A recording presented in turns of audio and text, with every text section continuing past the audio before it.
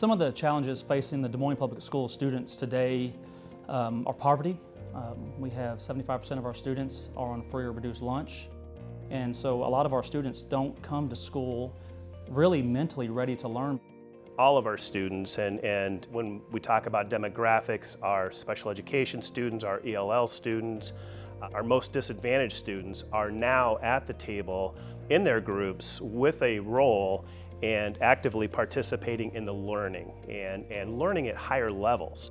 I see students who wouldn't normally be accepted be vulnerable and be welcomed or embraced by a team of other students.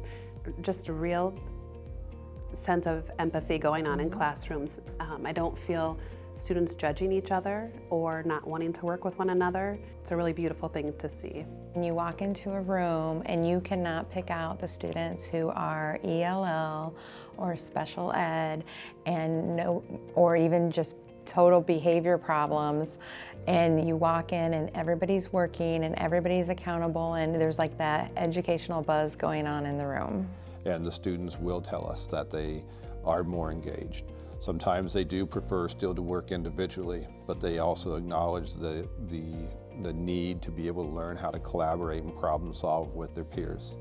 They also talk about how they retain more information because of the conversations that they get to have. They've talked about how they solve problems together, how they come to a consensus when they disagree, and those are all pieces that our students have learned because our teachers have learned how to facilitate a different way of instruction, and so they've become much more engaged throughout this whole process. I feel like it makes sure that the students who don't participate in class, like the ones who sit in the back or like take naps or stay on their phone, it helps make sure that they're on track and they're actually doing stuff in class too. Since we have to be in teams now, each person has their own part. So now you're kind of obligated to do something. We put a lot more thought into the planning piece of things now. And I think we've always planned. I think we've always verified. But it's just structured a different way. And we're being more intentional about how we're going to get our students to interact, how we're going to verify learning, how we're going to change instruction mid-course, in the middle of a lesson. And that takes a lot of forethought. And there's a lot of things that we can't anticipate, but there's a lot we can anticipate if we kind of pre-plan and think through those things. I give the kids the information and the ability and the skills, and then they teach each other.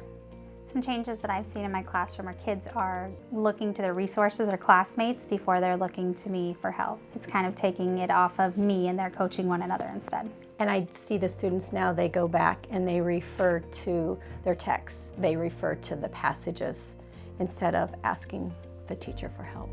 I think what is here to stay is presenting my kids with a productive struggle and giving them the tools to be able to solve that problem or to find some answers and then to be able to share those answers with each other. They are communicating, they're learning how to have conversations, they're learning how to problem solve, and they're just learning so much more. They're working at such a higher level than they ever have. And I am totally amazed at how my test scores have gone up with this work because it's just incredible. It's just all about taking risks and setting very high expectations for the kids because they can do it. And another thing that I have noticed and have been surprised at is how my behaviors have changed in my class. I don't have a behavior chart anymore. I don't have red, green, yellow, you're on this level. I don't have to have anything like that and I feel like it's because my kids are always engaged and I allow them to talk. They're moving around the room all the time. They're talking on the carpet with partners. They just don't have time to goof around and not pay attention. I like working in a team because I can talk to my friends and learn with my friends. Sometimes my team helps me by telling me if I forget something.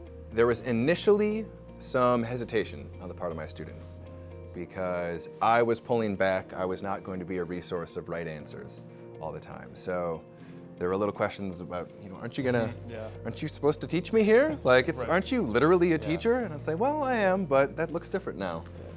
So there was that hesitation of them coming to me for right answers all the time. And there was also a little bit of, maybe joy and experimentation as they realized that they were kind of conducting their own conversation. And they could figure out that they could get a little, they could make a few jokes and then get back on track, and they kind of had a better, I don't know, maybe even work-life balance in the classroom. Yeah. When you put us in groups, we have our own parts and roles, so it's easier for us and leads us along with each other. Like if people ask you for help, that means like they depend on you and they think that you're intelligent, which is a nice feeling. Teaming has changed me because when at the beginning of middle school I didn't comprehend as much as I do now because I didn't understand.